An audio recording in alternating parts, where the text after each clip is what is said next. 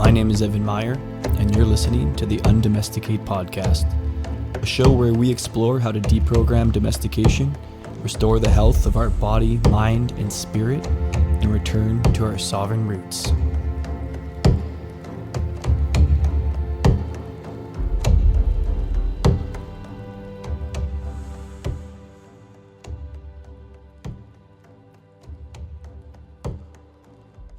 All right, Brendan. Good to have you here, man. Likewise, bro. Just had a couple good steaks. Beautiful Austin summer day. How are things going for you right now? In a flow. Yeah. Last couple of days. Actually, since our Halo night. Yeah. Yeah. Been like something deeper opened up on that night, and I've just been in a really good flow. Beautiful. Yeah. Yeah, for anybody listening or watching this, we met a couple months ago, I guess. Mm-hmm. There's a bit of a community here. Well, there's a big community here, but particularly this Wednesday night tradition of playing Halo 3. Yeah. I think. Yeah, Xbox 360, which is hilarious, nostalgic. We call it regression therapy. A regression therapy, surprisingly bonding and healing. Yeah. In a lot of ways. And a ton of fun. It really does remind me of those days when I was a kid, like bringing my system over to my buddy's house and hooking them up and it being such a big event for 6 or 7 or 8 of us playing. So that's kind of how we met, and then we've been just getting to know each other and learning a little bit about what we do. And that's what I'm curious about. I want to start there. Maybe just tell people a little bit about who you are, like where you're from. I know you work. What is it called? The Inquiry? Integrated self-inquiry. Integrated self-inquiry. So how did you go from wherever you were to this work? And just give people a bit of your background. So I'll give you the shorter or maybe the middle version because it's a story. We got time. Okay. Let's see, 2015, I was in network marketing, and I was either number 1 or number 2 in a small company. I helped them kind of get off the ground. And I got to a place where my heart wasn't in it. It was like 99% of me was like, I'm going to do this for the rest of my life. And then the 1% completely outweighed the 99. I just couldn't ignore it, and I was just at a point where I was like, I only want to do what I'm truly excited to do, 100%. And I had a residual income. I was making like, not too much, $5,000-$6,000 a month, but I didn't have to do anything for it. And I had to decide I need to walk away, to leave the income, because I did have responsibilities, and just say yes to a moment-by-moment question of what do I want to do? Like, what's my highest excitement in this moment? And I'm going to do it. And at the time, it just looked like going to the gym, writing, doing Facebook. This is when Facebook Live just was popping off, and I was just sharing my experience of like, hey, I'm just free falling here.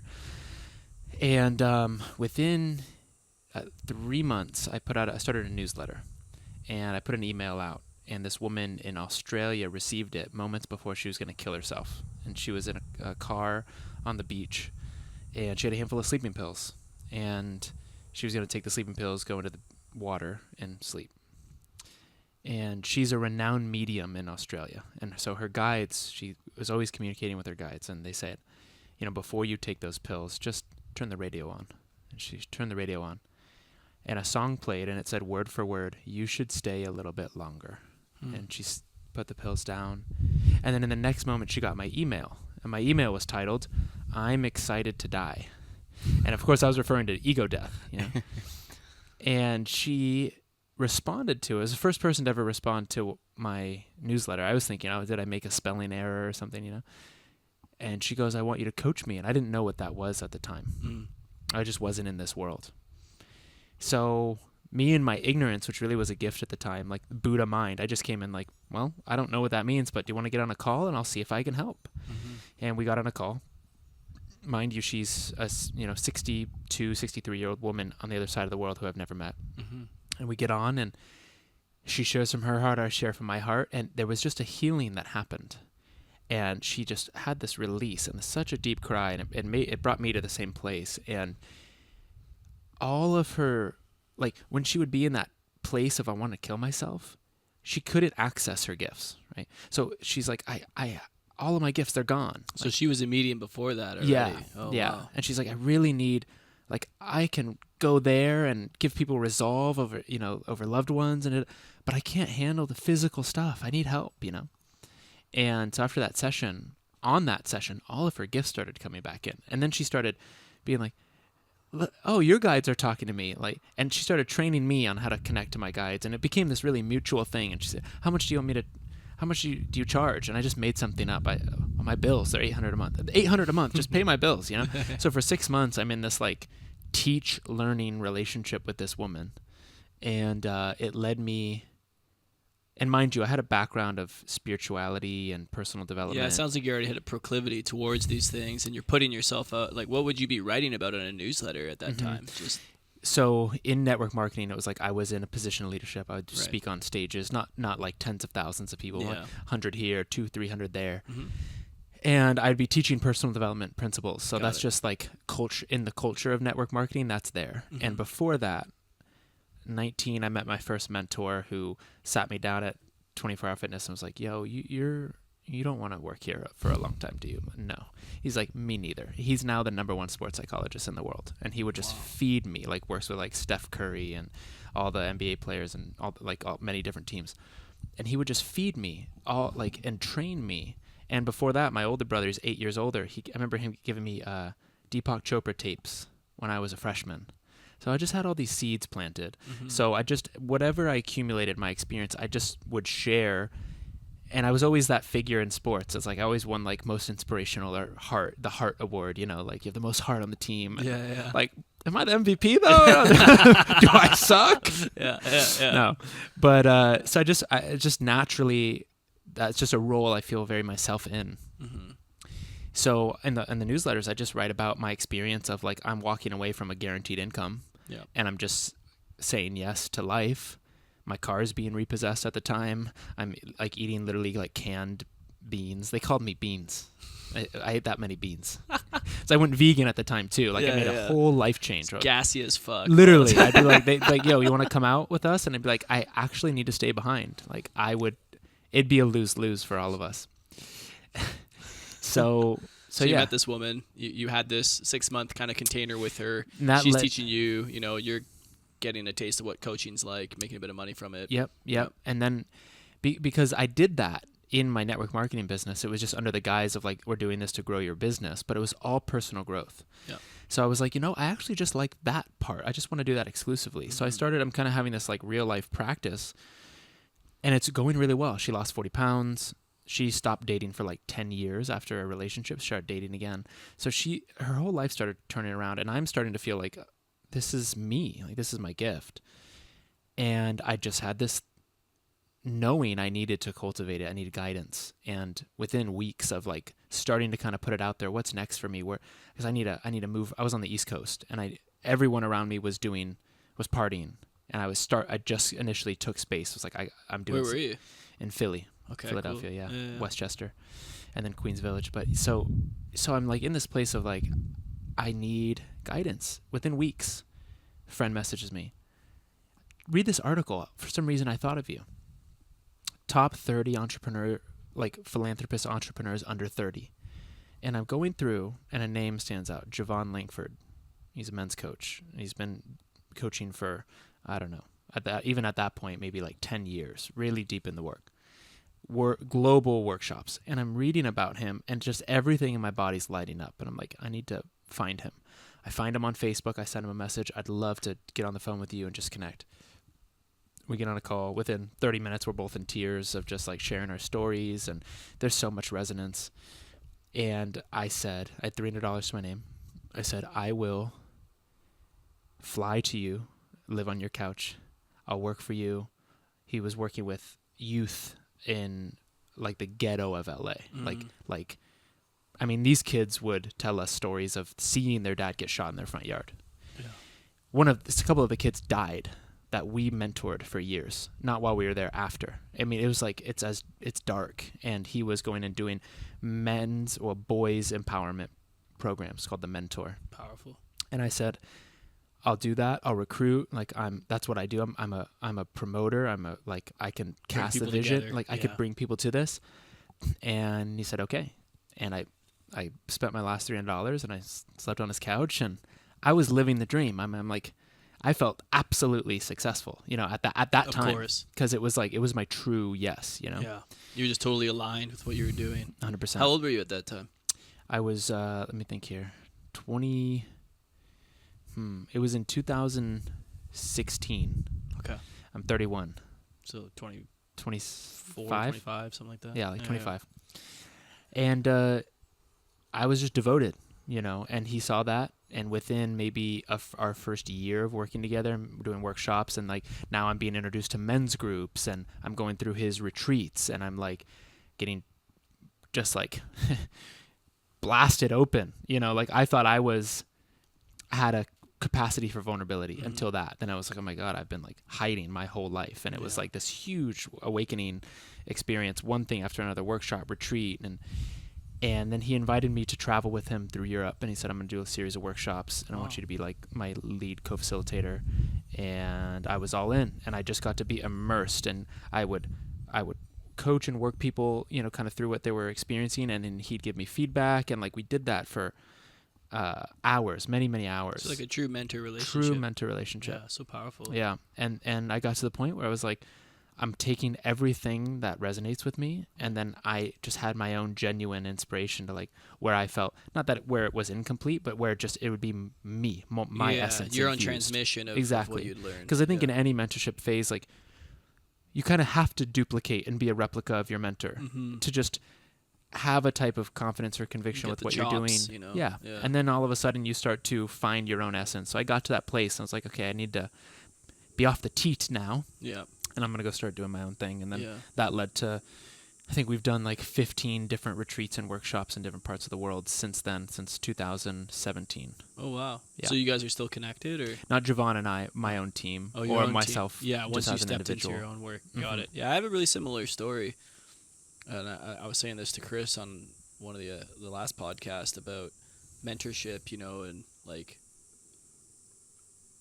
I was, John, I got into John's work, John Wineland, around 2018, and just same kind of thing, like had barely any money to my name, but I was just like, dude, I am all the way the fuck in. Like bought my way into the first retreat, and instantly was like, this is what I need to be doing.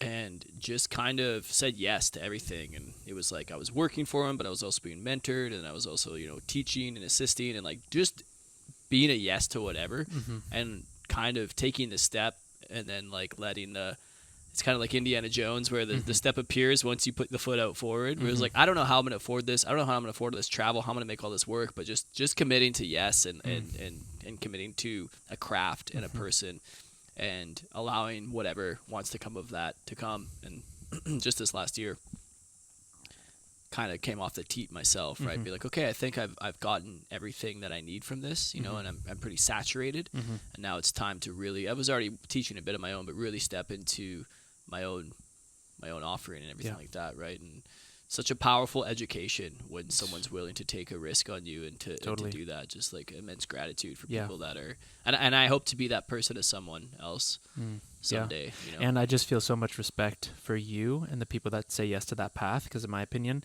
it's the most difficult path on the planet. Absolutely. Yeah. There's nothing more difficult than I'm actually going to say yes to the thing that's 100% exciting, passionate, inspiring, and face everything that is going to tell me I can't do it. Certainly. Yeah, absolutely. Just so much resistance, right? And so many reasons to not continue, right? And a lot of disillusionment along the way, and a lot of, disappointments, and for me, like relationship breakdown, and then rebuilding, and like having to work through all that, and just, what shows up when you say yes to exactly what you want and yes to your life is certainly not the easier path. It's definitely the most rewarding one. It's never easier. And, it's like, you use easier in two ways. Yeah. It's a lot harder to say no, at least in the sense of I have to sustain lying to myself. I have to deny my feelings. I have to live in a life that's a lie. And that's hard. Definitely. That's really hard. It is. So for me, it's like, initially saying yes, it feels hard because I have to face things that are unfamiliar. Yeah. And to my old self, that's really challenging. But even when my ability to respond to those parts of myself through learning the deeper tools of inquiry and integration and whatnot, then it's like, I think this is the easier path on the level of, if I'm willing to meet what's here and understand it, God, I could really live in a way where I am on the path of least resistance, where things are conspiring to support me. It's like I could feel what genuine power is, which is the lightest touch. It's like I can actually feel that in my life, versus this like effort and that is so I don't know, like prioritized as the model of success. Well, to your point, like living in the lie of yourself, like to yourself, of doing something you don't want to be doing, like having to find a lot of extraneous motivation in order just to do the things that, you know what I mean? You really have to build your life around this lie and like fill it with a bunch of abundance or stuff or vacations or people or alcohol or substances or whatever in order to like perpetuate that lie. That never gets easier. That's the thing about that path. It only actually gets harder, more difficult. Where the one that has a lot more kind of letting go at the beginning, I feel once you find that groove and you kind of land and realize that you can trust life, then it gets significantly more rewarding, where even when there is challenge, you know it's worth it. Where the other 100%. One is like the challenge is just not worth it and you're going to be challenged anyway. Right? And that's where a lot of people get conflicted, because they're like, wow, but I have to give up everything. It's like, yeah, that's going to suck, but you already are giving up everything. You're giving up your soul. You're giving up your sovereignty. You know, you're giving up your life essentially, right? Because we forget how precious it is until you start living on a more purpose or aligned path. You kind of lose sight of like what your values are and what you care about, right? And try to fill that. I always say it's like you always fail at being someone you're not. So you might as well go be who you are and fail at that. Totally. Because you're never going to be the best at being who you're not. Yeah, that's a great way of putting it. So after all that work and you started leading your own stuff, tell me a bit more about specifically, like, you know, fast forward to today. What is it that you offer people? What is it you do, and how does that look? Yeah. So up until, let's see, 2019, I was really influenced by Bashar's teachings. We were talking about this a little bit. Daryl Anka channeled being called Bashar. I found his work when I was 21, and it was like a gold mine. It was like every question I had answered, and it was what inspired me to say yes to life. That and a mixture of all the things that I've like taken in over the years, and then my direct experience with Javon kind of like accumulated to just my ability to recognize unconscious beliefs, be a safe space for someone to open to see that within themselves and let them go. And it was just as simple as like, we're gonna rewire, we're gonna do some brain surgery, you know, like we're gonna get to the root cause of what's creating your life and change it. And that was, it was more intuitive than structured. And I found Byron Katie's work in maybe 2019, and in my opinion, she's just one of the saints on the planet. There's such a love and compassion in her eyes. What is it about her work that you really resonate with? I'm like familiar with her just because she's a big name, and I think I've read like Daring Greatly or something like that, and she's got a lot of stuff. Though. She's got a huge catalog. What is it about her work that you find just so resonant? I think she nails it in the sense like she combines the worlds of non-duality, like a lot of the Eastern world, with the practical, let's get to the root of what's causing your trauma and suffering, in a way that it's almost like she combines the absolute truth and the relative in a way that's so profound, and people, it's so simple. It's incredibly simple. The questions that she developed: is it true? Can you absolutely know that it's true? Who are you with the thought? Which just shows cause and effect. When I believe this is what I do. These are my habits, my patterns. Who am I without the thought? Shows a completely new version of you, right? And then there's the turnarounds, which is essentially taking the beliefs and looking at their opposites. And it's like, if you look at this as a mechanical process, you're not going to get it, because it's a revelation that was instantaneous, that then in time and space can be put into a framework. But it was a revelation of every thought that I believe to be true is not true, and it has nothing to do with who I am. And so with her, it was this complete understanding of all of my suffering comes from what I believe to be true. Yeah. And everything that I believed, when really looked at, I can't absolutely know that it's true. And that's an absolute statement. And it could be a lot for people to Well, what do you accept. do with that if there's no absolute truth, right? Yeah, well, here's the thing. It's like, it's true on a relative level if you believe it's true. Yeah. So you can hold both. But it's like, if we look at just the cause of suffering is a state, right? Mental and emotional stress. Mm-hmm. If you zoom in on any moment, there has to be a belief or definition about something first in order for an emotion to arise. It's like the emotion is the effect of the belief. And the belief, if it's unconscious, is firing like a reflex. So it doesn't feel like it's a choice. It doesn't feel like you're not actually doing it. Well, you're not really at choice because it's just you're unconscious. It's just conditioning, just patterning, right? Right. So when you have that lightning fast response, when you revisit those moments and you get really still and you connect with the sensation's like a window that you can open to find the belief that is at its cause. So that's really what I'll do is like, and why I call it integrated self-inquiry is because I really focus on the sensation as the doorway. Right. And because a lot of people will use this work to get out of sensation, and then they have to, by definition, stay in their mind because they're in resistance. Answering these questions, Yeah. you know what I mean? And it's like very pragmatic. And Exactly. Like kind of, And if they're using it to escape sensation, by definition, they're in resistance to sensation. So sensation can't transform or transmute. It just can't. Yeah. What I resist persists. What I look at disappears. So it's like, I got to do the work to get rid of it. No. We actually have to go right through sensation. And then in a moment of acceptance, the questions draw upon your wisdom, not mine. So where I used to be a coach, it's like I could give reflection and solution and answer, and they could receive it and open. Yeah. Inquiry purely draws on their own wisdom that when they're in the right state and they go through this inquiry process, they experience essentially this definition of forgiveness. And here it is, word for what inquiry is. Realizing what I thought happened didn't. So it's like, for example, I'll use one of my examples, like about my experience. I was betrayed by a former partner. Let's say that's the belief. And that was formed in a moment of neurophysiological dissociation, shock. And right in that moment, I'm betrayed, boom, crystallized, right? Now there's a holding pattern in my body and mind, and I'm just going to repeat that with any stimulus in the room. Like, let's say that happened in my kitchen. The kitchen could bring me back. What I was eating could bring me back. She could bring me back. Anything can bring me back. So never ate peanut butter sandwiches again. Well, that's to a lot of schools of thought the root of allergies is a very distressing, shocking moment that it got associated with food. And I've had first-hand experience with clients. This woman had IBS. She comes in to a retreat. She goes, here's a list of 70 things I tested, or my doctors tested me for allergies. I'm allergic to all these. I can't barely eat any food. I'm having diarrhea for the last 3 months. She couldn't have any solid stool. And she's like, and I can't absorb any nutrients. I've had to go on IVs. We sit with her. This is how the inquiry looked. It was like, what can't you digest? Like, what have you not been able to digest in your past? I was raped by my stepdad for years. Okay, so what about that can you not digest?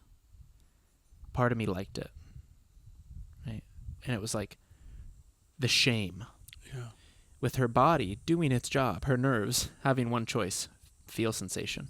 But she personalized that. No, I shouldn't have liked that. So there's two places we went. Number one, we wanted to see, goes back to our definition, what I thought happened didn't. Number one, we had to check, you were raped. Is it true? Is it actually true? What happened? And the first part was her starting to realize, did he force you? No. Did he hold you down? No. Did he threaten you? No. He would just come in and part of me was actually okay with it. So the first story was like really questioning if she was raped. Because that's a totally, like, to our brain, it's like that becomes our identity. Yeah. Right? And maybe she was, but in this scenario, it's not what happened. Yeah. And then it was like, why? And this is why this is, in my opinion, the most confronting work. Why did you agree on some level, not conscious, totally unconscious, meaning you didn't even really agree. Yeah. Your conditioning said, which is the definition of innocence. Right. Like, you didn't do that. Yeah. You came in with that. You couldn't have done anything else. It's innocent. Yeah. It's nothing to be ashamed of, right? Anyone with that condition would have done the same exact thing. Yeah. You had to do it because you did. Yeah. So it was like, because it was the only time I felt loved. Wow. And besides that, no contact, no attention, no any. So part of me was like, if I say no to this, then I might lose him forever, and I might get kicked out of my family. They might all think I'm a liar, and that's death and abandonment. All love lost. Yeah. So it was like, that's actually really intelligent, according to that belief. And so that starts untangling. I was raped. No. On some level, this made sense to agree to, not consciously. And once she could acknowledge that without shame, in front of the whole room, her intestines start going, like gargling so like this crazy. was in a live event kind of situation. This is at a retreat. Wow. 15, 20 people. Wow. So she just starts to see, and it's like, oh, you enjoyed that? Is that true? I mean, this is why inquiry can go infinitely deep. Yeah. You can go all the way down, it depends on how deep you want to go. Yeah, totally. Because it's empty. It's just a framework. Yeah. There's no limit to inquiry. Yeah. There's a limit to our thinking mind, but not to inquiry. Mm-hmm. So it's like you decided that felt good. You made it feel good. You're responsible for it feeling good. Is it true? And it was like, yeah, I touched you. Does that feel good? Yeah. Did you do that feeling? Like, are you responsible? It's like, no. And it's like she's just started to see what happened didn't. She didn't make her body feel pleasure. Right. And she wasn't forced against her will, and therefore she wasn't powerless. Yeah. So instead of trying to solve or like problem solve, oh, the problem is you're powerless, let's help you become powerful. No. That's old paradigm coaching, in my opinion. Right. Wait, let's actually, instead of problem solution, let's do problem dissolution. Is there actually a problem? Is that actually true? Yeah. That you're a powerless, shameful person because of this event? And once she realized, wow, none of that was true. I couldn't have helped it. That was my body being a body. Yep. And that made sense. And why was it innocent? Because it was all for love. Yeah. It's my confused childlike conditioning that I was spoon-fed that said that is a better choice than walking away. Right. And I can't fully take responsibility as a child for thinking that way. It's just what happened. So all of a sudden no duality exists in that equation anymore. It's just, and so as soon as that opened, all of her guts, and you could hear, everyone in the room could hear it. And I gotta go to the bathroom. Has her first solid poop in 3 months. Comes out and goes, you know what? I'm feeling so good. I think I'm gonna try eating all of these foods that I'm allergic to. She ate all the foods, was fine for the rest of the trip. She hasn't had it since. So it's a perfect example of like, we get to the core problem, and instead of reinforcing their identity, you have a problem, you're a depressed person, you're a victim to this or that, and now this is your rehabilitation Do X thing. to fix it. We actually question if that's who and what they are, and if it's true. Yeah. Or if it was just a perception at the time that has been held and reinforced ever since. Right. So deep. Reminds me a lot of the training I've done with like in ontology, like the way of being and as an ontological coach, which is just such a deeper cut towards identifying problems and solutions, but really asking a lot of questions just that are like, what? Like, well, what do you want? And well, how do you know that is true? How do you know that to be true in your life, right? And it's more about how we relate to our life, right? And then what we empower in our lives is really the only distinction between a life that we enjoyed and a life that we don't. And we could be doing the exact same things, but how we relate to it, from what state we relate to it from, is the difference it makes. So, so many people come into me and they want to switch jobs, or they want a new relationship, or whatever. They want something drastic to change, but it always comes down to the core of the beliefs that they're empowering and how they're relating to who, what, where, whatever they're doing, right? And then once we start to work on that level, they actually get clear on what they actually want instead of running the program anymore, because we're usually just running towards or running away from something, right? We're never actually in a place of like grounded clarity where we're really at choice, because the reason we're running away or towards something is genuine or generally influenced by some sort of traumatic event that happened to our life, or some sort of program that we got. It's what's right, what's wrong. We live in these contexts all the time, right? Which you kind of nailed there. It's like running from the light, or running to the light, or running away from the darkness is the same fucking thing. Right.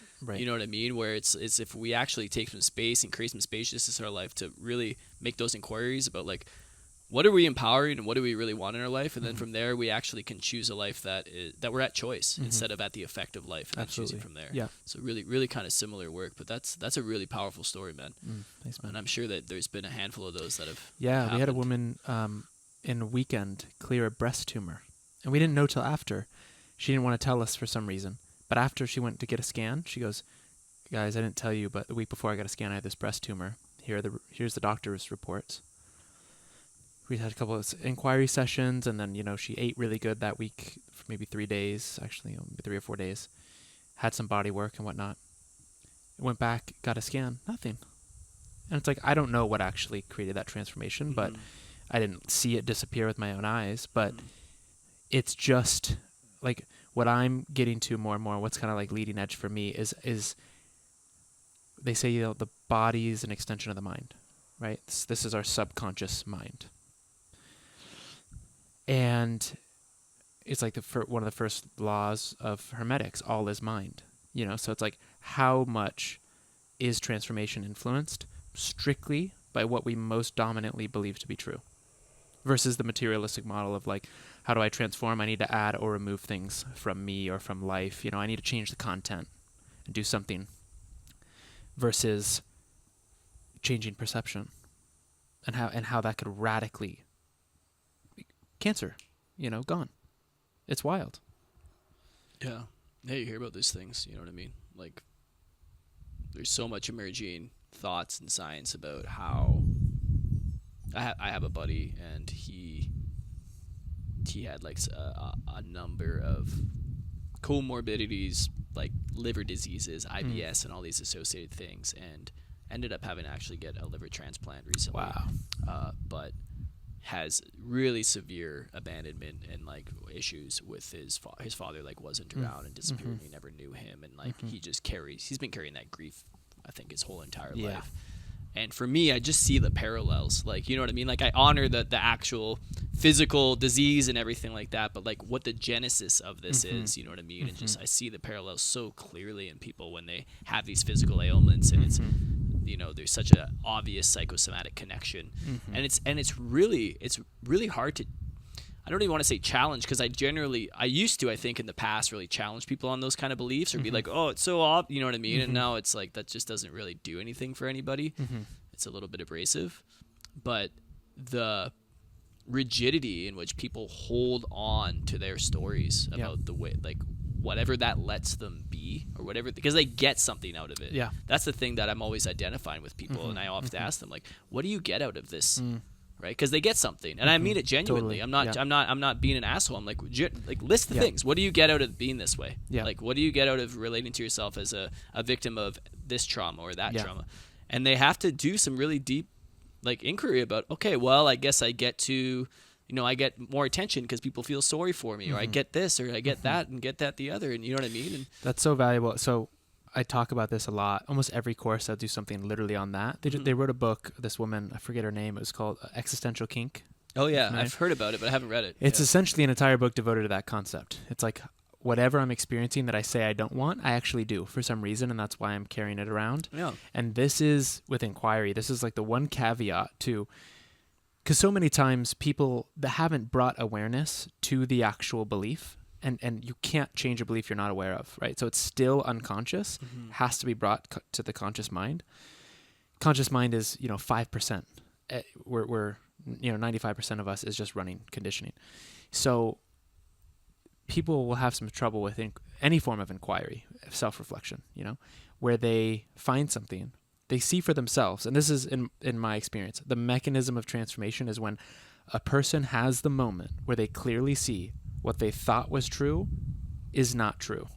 And what that means is there's a break in continuity. Does it happen in a moment? It happens in a moment. You notice it? In a moment. And it happens when the logic, like, wait, this doesn't make sense. And the reason why is, like, if I told you, dude, you're actually a woman. Nowadays, we might get canceled for that. You're actually a woman.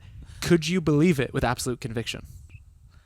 No, you can't. Yeah. It's impossible, literally, because you're like, Clearly, I'm not. Yeah, I'm not. Or if I made it more ridiculous, you're actually an elephant. You're not a human being. Yeah. You can't walk around with absolute knowing that that's what you are. Why? It doesn't make sense. We can't hold on to things that we see for ourselves don't make any sense. Like irrefutable evidence that it doesn't exist, kind of. Unless, this is the caveat, somehow holding on to something that doesn't make sense protects us from something that is still making sense that we need this to protect us from for some reason. So, for example, if I found a belief that says, I was abandoned, and that means I'm not good enough. And I go, okay, is it true? Like, what's your proof? And I start to do that inquiry. And anything that my ego offers up, I start to see through, and it's just dissolving. And this is what our sessions look like, right? It's like, I don't tell them to let it go. No one can let it go. Yeah. That's so irritating. Just let it go, bro.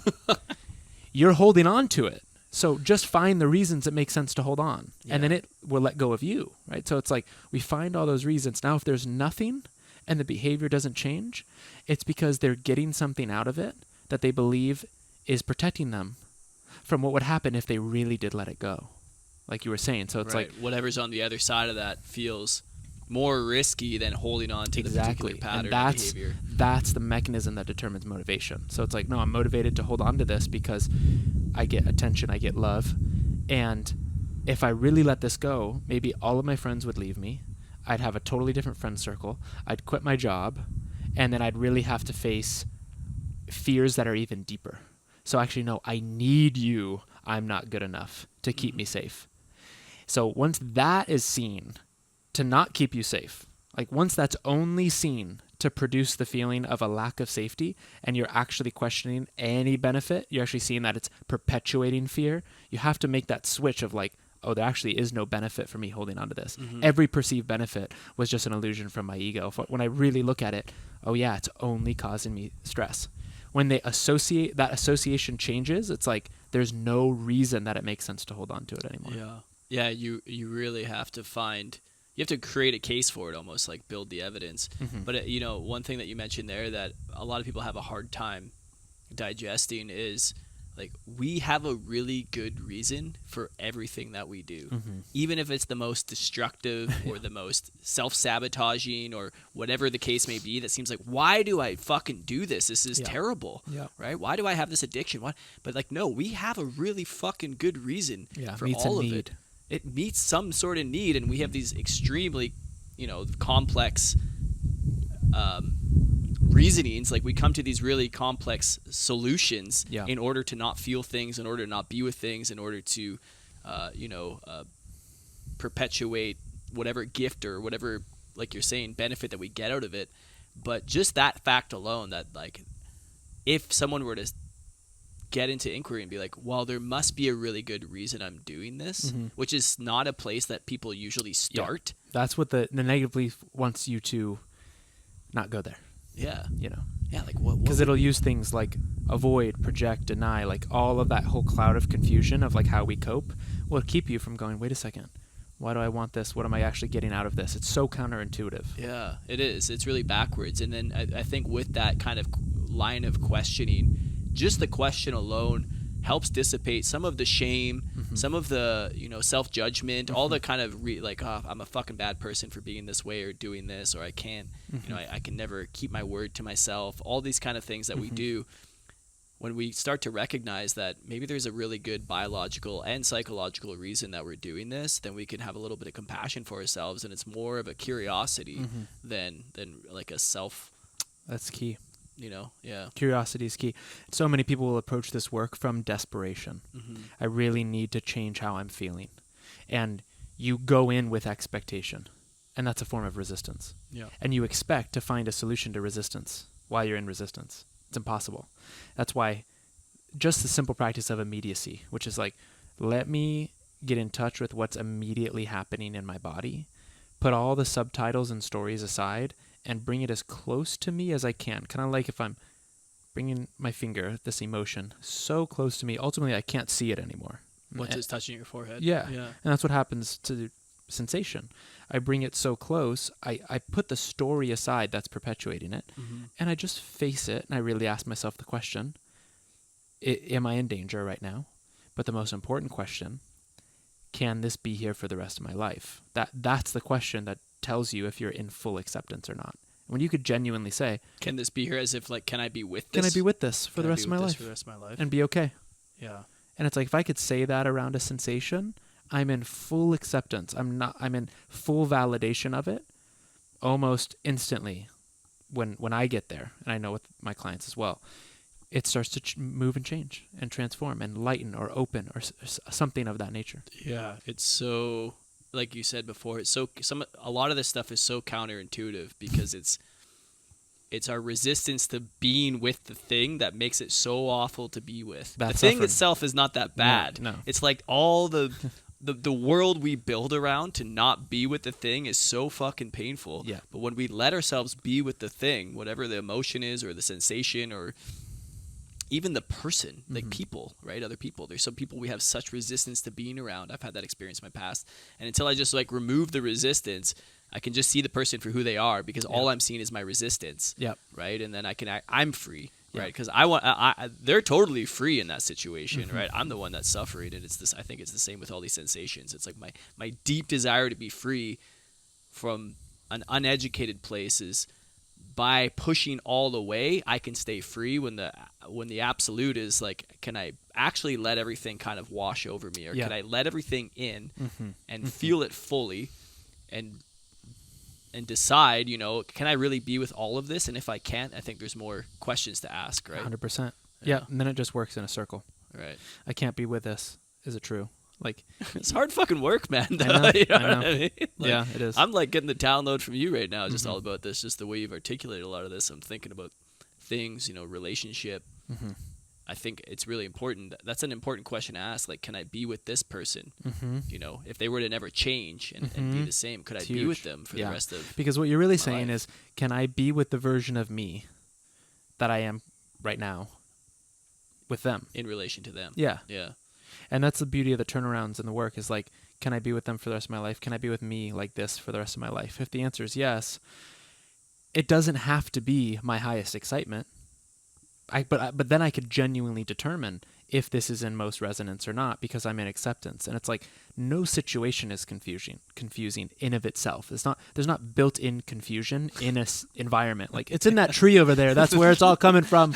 all You need to the chop the fucking tree down Yeah. and we'll be all clear, and that sounds crazy. Yeah. I need to change this person. I need to change the government. It's the same thing. Yeah.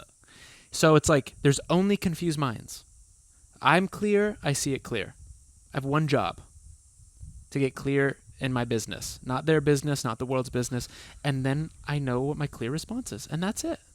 And it's that simple. It sounds simple. It could be challenging, especially when we're not taught this growing up, but it's simple. Yeah. Wow. That approach. Absolutely. And that's why I call it living inquiry, because it is, in my opinion, it's a spiritual path. It's a like, practice, It's really. a practice. It's an everyday practice. It's like you work inquiry, and then it starts to work you. It starts to happen automatically, where it's like I could be just sitting here and be like, God, Evan, he's just so annoying. And then instantly where I go is like, I'm so annoying. I will instantly turn around, or it'll be met with, is that true? Yeah, Evan, he's just so annoying. Is it true? He's annoying. Like for me to believe Evan shouldn't be doing what he's doing, I'm fighting reality. So who's annoying? Me. Because every time I fight reality, I get annoyed.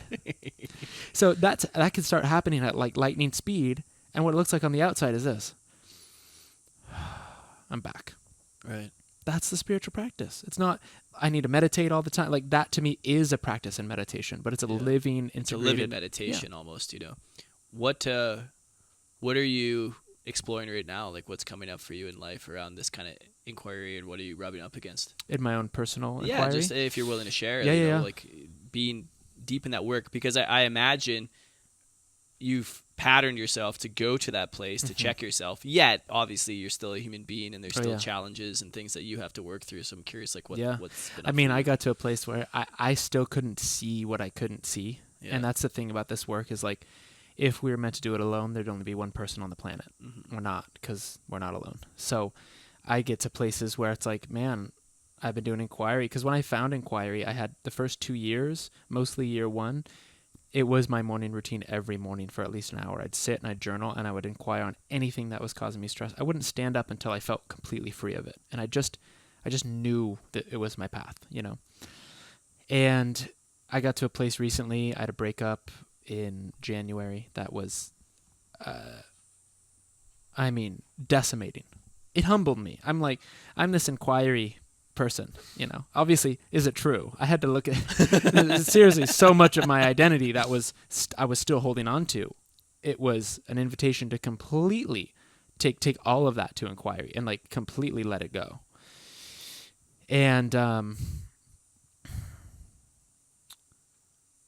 a point that I wanted to make around that. Anyway, at the time, I was so in the story of feeling betrayed, of feeling neglected. The stories are I'm being neglected, I'm betrayed, I'm nothing. Like, I'm nothing. I want to kill myself. I've never felt suicidal thoughts. 8 months ago, I wanted to kill myself. I knew I wouldn't.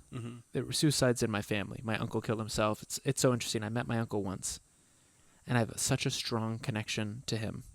I feel like spirit guide and something there. But not even because of that, it's just been ingrained in me as like, it's not an option. But I was brought to an edge where I was like, I feel like I can't change myself. I can't change the situation. I'm deathly afraid of letting it go because I want to marry this person. Like, part of me is like, this is the most unbelievable thing. And the other part is like, what the hell is happening? This is the most unbelievable thing. Yeah, exactly.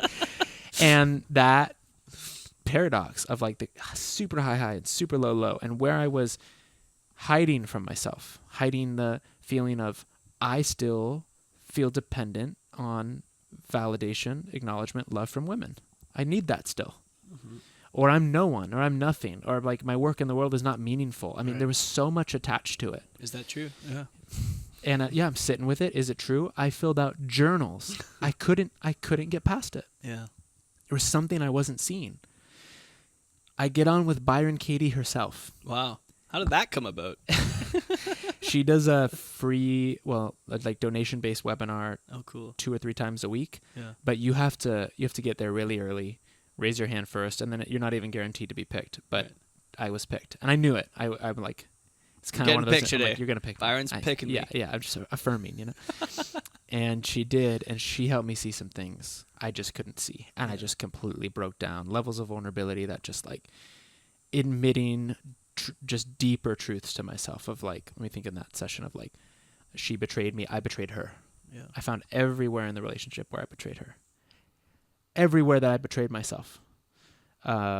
Self-neglect. I mean, everything got turned around. And I've turned him around before, but she goes, it was still so activating. My nervous system was, because I was still in the environment too with my partner. So it was like a constant, I was at that time out of the relationship in BK's presence, her slow, loving grandmother, like I just slowed down and I really could see what happened versus what I thought happened. That was huge. That like I'm sweating and crying and sweating and crying for like an hour straight. And there was so much revelation and insight from that. And that was like, there was a permanent shift from that. There was a levity that I just walked away from, like, okay, there's a type of acceptance I'm feeling now.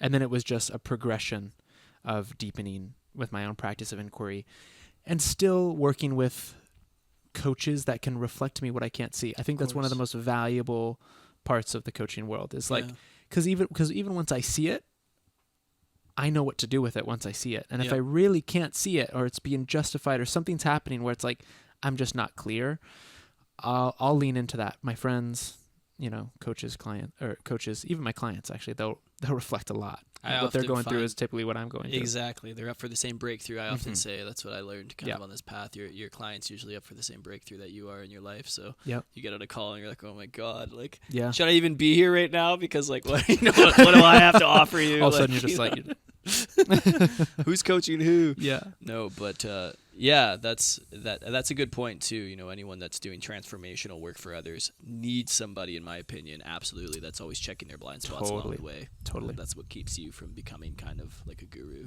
essentially. Yeah. And just to your question, if I really narrow it down, it's been about my identity. Who am I? Because at that time, I put my business aside for a bit. I had a big savings, and I wasn't the most outgoing person because I was I was in like a depressive, like this state. My digestion started getting messed up, my sleep, then I got mold. I mean, it was just this crazy period. And anything that held up my value in the world, a coach, a loving partner, amazing lover, like whatever the form of identity that was being challenged because of that, all of them were being challenged at once. It was a complete dissolution. Yeah. So it was like, okay, I've been training for this. Yeah. You know, I'm business, everything gone. Yeah. And not only gone, like, but, I'm the opposite of what I was, you know? Yeah. I'm not a good coach. I'm not embodied. I'm not this. I'm not a good lover. I'm not a good partner. I'm not like, that's where I went. And it was like, I know that I had to go there because I was building on sand. Because the sand, it's not like there wasn't integrity. There was, to the best that I could. Yeah. But there was still attachment to those archetypes that I was, if I'm this, then I'm good. If I'm not, then I'm no one.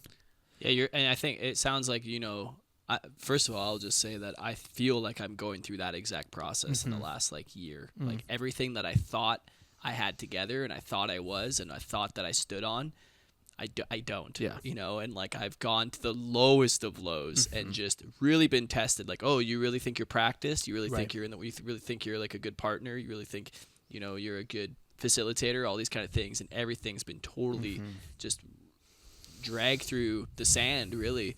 But recognizing that it was kind of a house of cards anyway. Right? And what was the foundation? It wasn't built on something that was integral. Like not my own integrity into question, but the actual foundation itself was built on an illusion of what I thought I was or who I thought I was. Right. Yeah.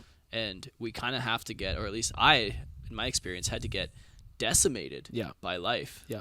Just to humble me. Yeah, same. Right? Because it was almost too good. Yeah, yeah, I know. I'm at the point where I'm like, we had 200 graduates of our retreats. Yeah. They're all wearing the pendants, the graduate pendants. I've had people like be like, oh, I saw someone wearing a pendant at this gathering, and is that you? And I'm like, well, this is cool, you know, like, and I'm writing the book, and we have retreats planned for a year, and it's like a year out, and right at that moment, like, boom, right at the peak. Just decimated. That's what a good woman will do to you. Yeah, right? Amen. Bless her. So I'm curious, man. I mean, we've talked a little bit about Bashar. I know this is totally like a Let's go, baby. turn in the conversation because I'm familiar with him, them. I don't even know how to identify. They identify as a them. The ETs, you know, aliens. They prefer they. Aliens. They're woke. Yeah, totally. Surprise. Aliens are the wokest, obviously. That's why they got out of here. But yeah, no, just curious. You said the other night you've watched like every single or listened to everything. Yeah, probably like 1,000 hours at this point. From like 1982, right? Yeah. What's the influence there? Like, what is it that resonates so deeply with you about that particular work? Man, okay, so and maybe give some context of who Bashar is for anyone listening. Yeah. So, Daryl, Anka, I mean, what was his first experience? He was interested. I don't remember the exact story, but I know he was on a road trip where he was traveling with some friends in, I think, Mexico, part of Mexico, or like maybe New Mexico.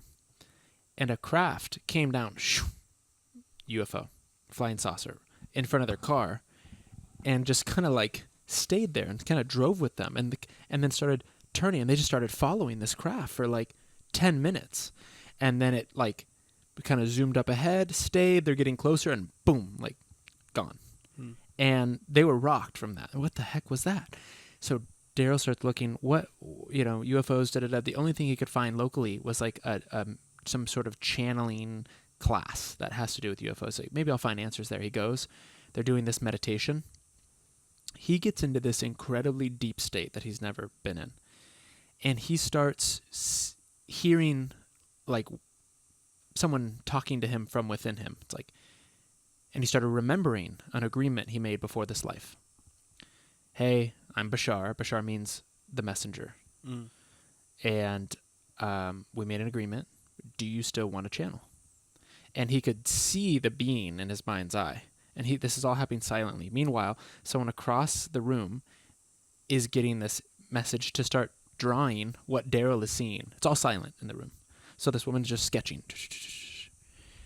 And then the person running the class goes, someone's here for you. Points to Daryl. And then he starts describing what's happening. And then the woman turns the sketch around and see the exact picture of what he's imagining in his mind. So you have all this synchronicity happening. And he's like, yes, I'm in.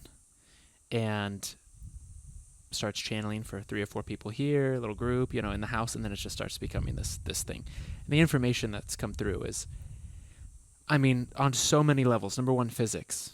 I know for a fact, because I've spoken to Nassim Harameyn's team, he sends people, Nassim Harameyn, on his, to get answers and for them to ask Bashar questions about physics based on, free energy devices, stuff he's working on, spinning noble gas, whatever he's working on. He'll send people in to ask Bashar questions about physics. No one knows that it's, and then it'll be sent to Nassim and he'll, do his physics and stuff. So there's, the physics of reality that give us a different context to what this is, that have profound transformational implications just by understanding the context. It's kind of like, the principle, transformation happens not when you change the content of your life, but the context. I'd say that's where it starts. The way that he describes this reality being holographic. He's like, look, your reality, it's a projection of consciousness. There's infinite versions of reality. So I'll just give an example of a principle that is an implication of that understanding. It's just as simple as this. And we've heard this all before, but it's more literal. You don't change the world you're on. You change yourself, and then you shift to a version of Earth that's already representative of the shift you've made within yourself. So just that simple knowing is So it's this is just a reflection of the shifts the path that I'm on internally, kind of. And that there's a version of Earth that that already exists, we could say, in the quantum field. Just tap into, kind of. Yeah, that already exists. That when we're in vibrational resonance with it, we have to, by just law of physics, we have to shift to it.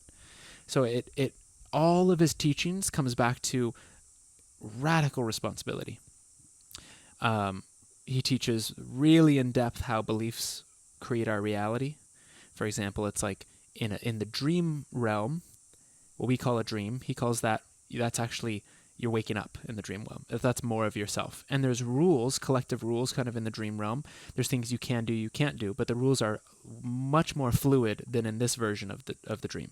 Clearly. One primary rule of this reality is that we all collectively believe this one's real, that one's not, Yeah.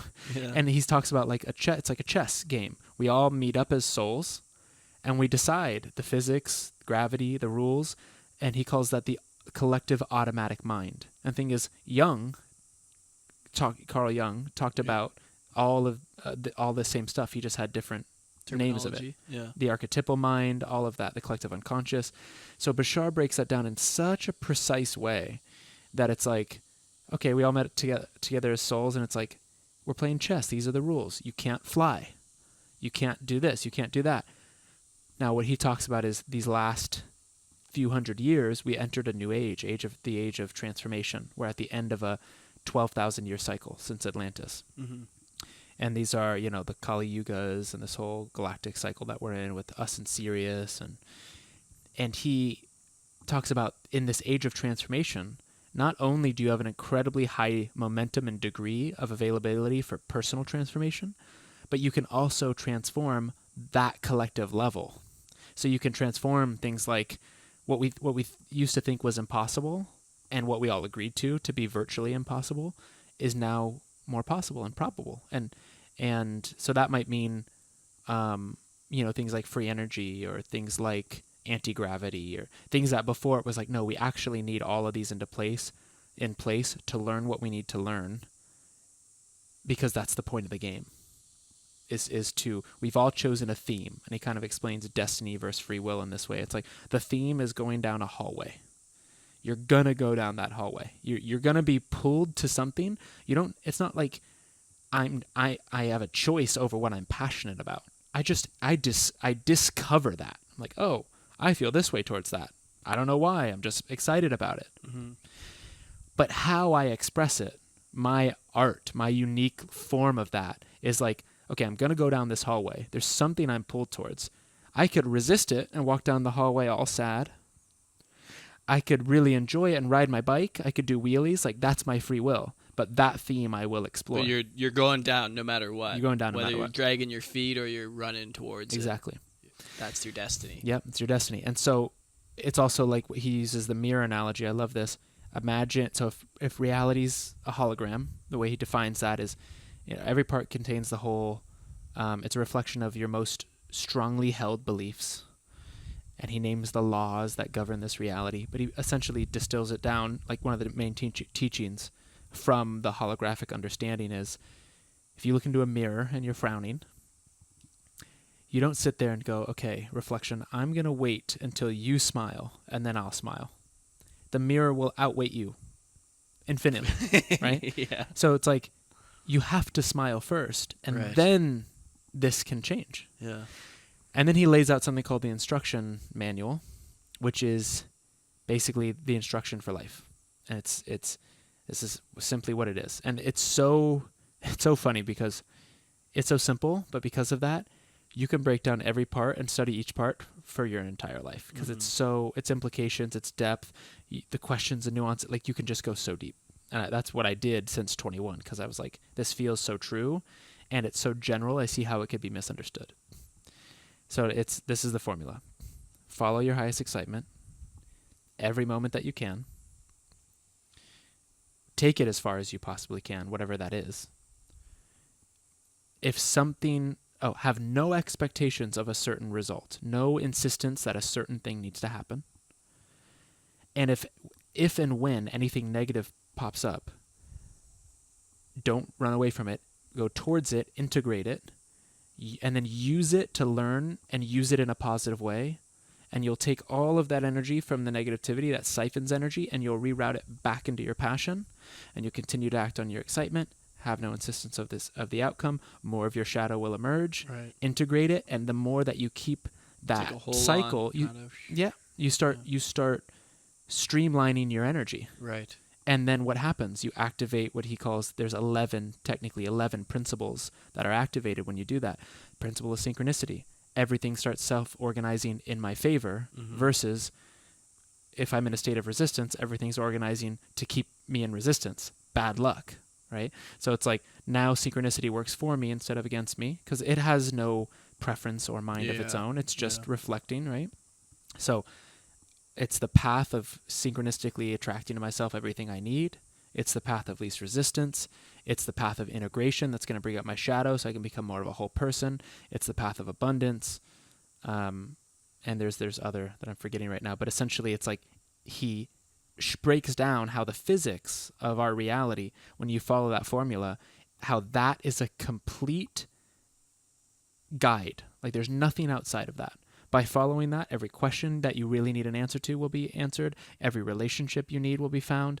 Everything will self-organize in a way that is specific to you and your highest excitement and passion. Wow.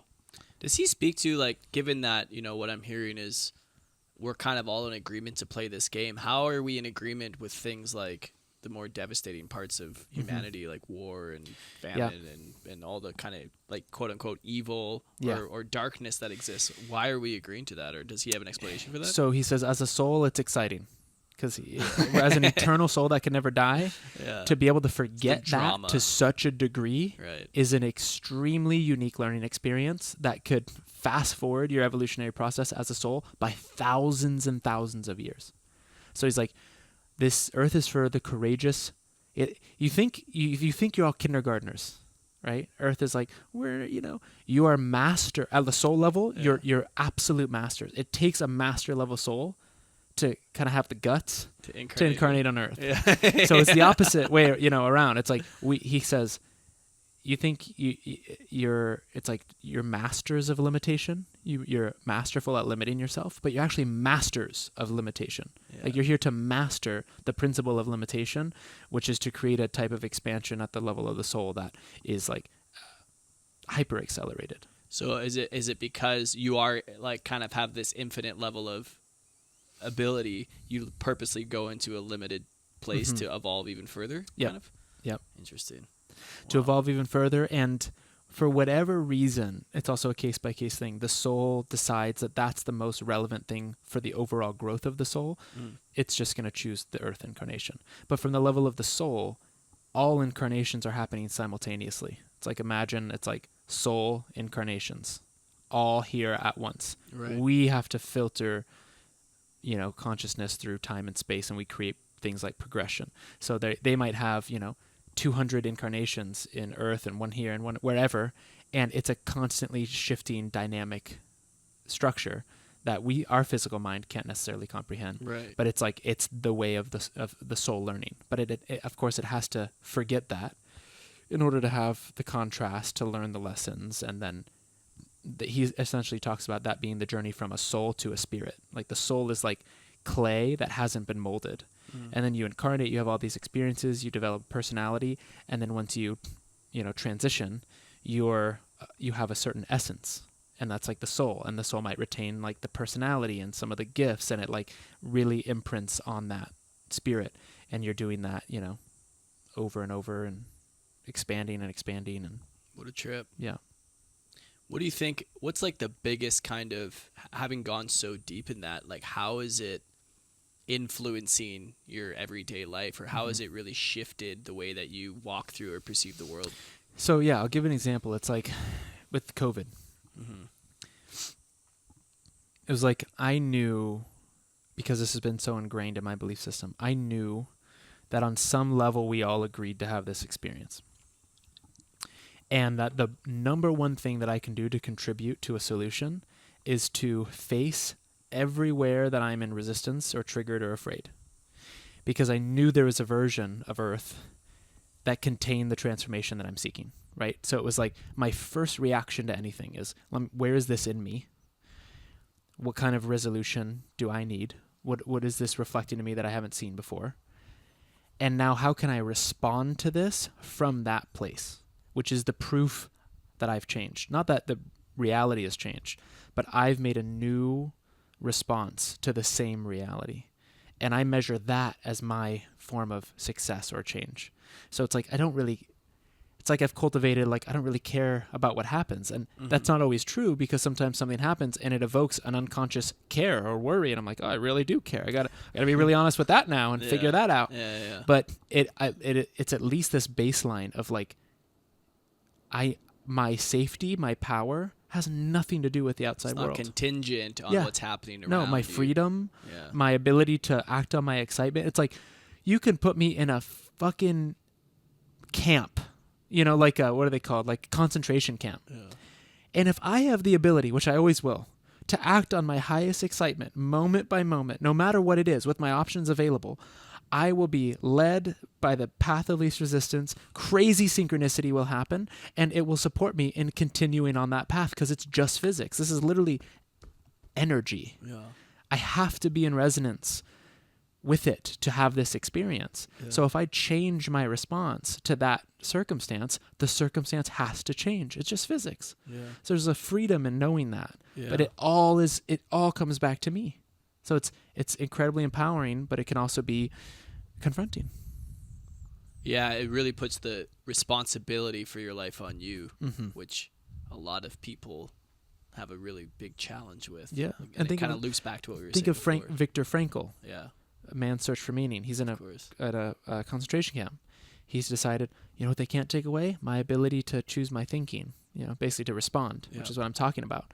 What happened? He survived. Yeah. He didn't only survive, he went on to thrive. Why did that happen?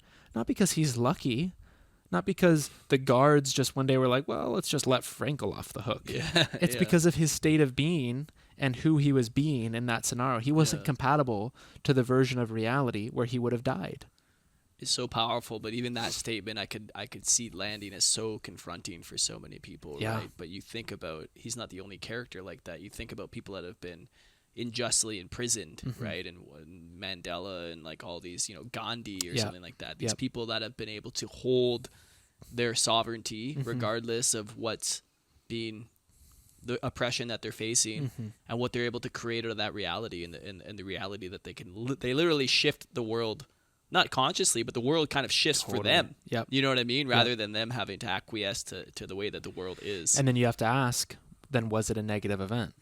Yeah. You know, if Absolutely. he was actually, you know, maybe from the soul level, that was the actual most positive outcome that could have been created. Certainly a challenging event, but that we get back to that context conversation, right? It's like, you know, can we remove the right and wrong kind of from any situation or any belief, and then what does that give us access to? Because that's a lot of power when you move that, right? When you move the perpetrator victim role and everything, which certainly, let's not step over that there's true, like, people are victimized in the world. Like, there's no doubt about that, right? But a lot of people just don't realize the perpetrators are victims as well. Absolutely. And then how we hold what's happened to us, you know, kind of circling back to what you were saying before, just like with the woman with the IBS and the woman that had the sexual assault from her stepfather, how we hold that is really all that matters at the end of the day, because events are going to transpire anyway in reality, right? Yep. So powerful. Cool, man. Well, this has been really, really deep. Anything else that you kind of want to touch on or share before we wind down? Nothing's coming right now. Nothing's coming for it. Cool, man. Well, you know, thank you. It's been really an honor, man, just getting to know you. And one thing that I really notice about you, when I get around you, I feel like you're really living your work, because I feel a little more free when I'm around you. You know, and I think a lot of what we talk today can sound pretty heady or like kind of hard to grasp for people that are new to this kind of language. But for me, what I see and feel through all of it, it all comes down to our way of being, right? And how we be in the world is really how we bring the world into resonance with us. And holding that is just such a powerful place to live from. So I just want to honor you for the work that you do, the transformation that you lead other people through, and what you make available, the beingness that you make available for them. Because that's real warriors work, and this kind of stuff is not easy. That level of self-inquiry and seeing how you can take responsibility for even the things and the ways that people have hurt you, you know what I mean,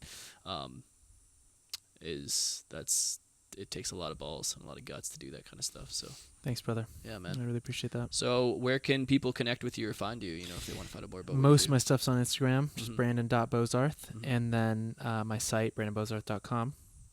I have a free group called Living in Truth. Every Saturday we do a live Q&A or training. And my offerings are on my website. Amazing. Cool, brother. I'm glad we got to do this. Likewise, bro. All right. I love you, man. Love you too. All right. Dude, that was dope.